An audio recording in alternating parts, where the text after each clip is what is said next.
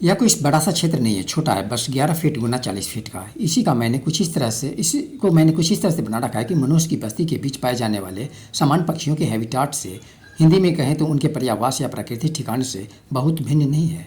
इन परिंदों को यहाँ तक लाने या बुलाने के लिए मुझे बहुत कुछ लगाने यानी इन्वेस्ट करना नहीं पड़ता। बस जो अतिरिक्त खाद्य सामग्री है जो बर्बाद होने वाला है, उसे कूड़े में न डालकर, खाद बनाने के लिए न जमा कर ऐसे ठिकाने पर स्थित कर देते हैं जहाँ लोगों के निकट होने की संभावना नगण्य हो।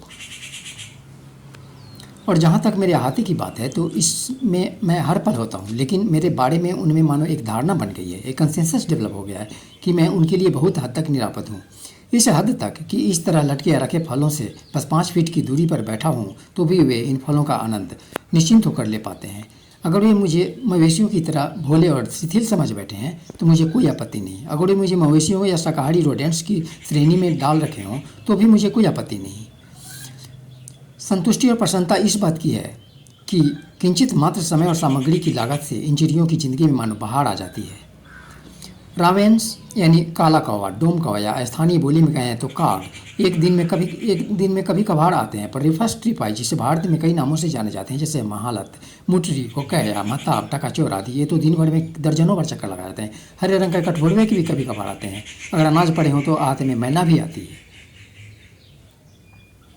और इसे देखिए, यह बुलबुल यानी नाइटिंगेल भी सूरज उगते ही आ गई है ना।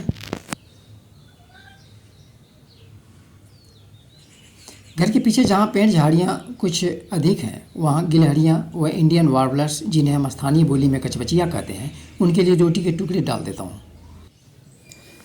बचपन से ही मुझ में विविध प्रकार के प्राकृतिक परिवेशों के प्रति विशेष लगाव रहा है।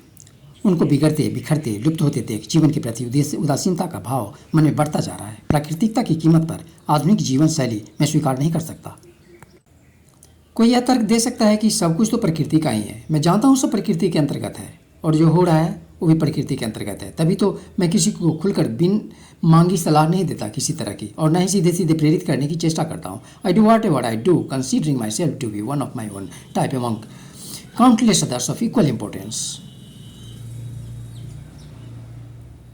सबों की तरह मैं भी बस अपनी पसंद का हैबिटाट बनाने और बनाकर उसे बनाए रखने की चेष्टा करता रहता हूँ।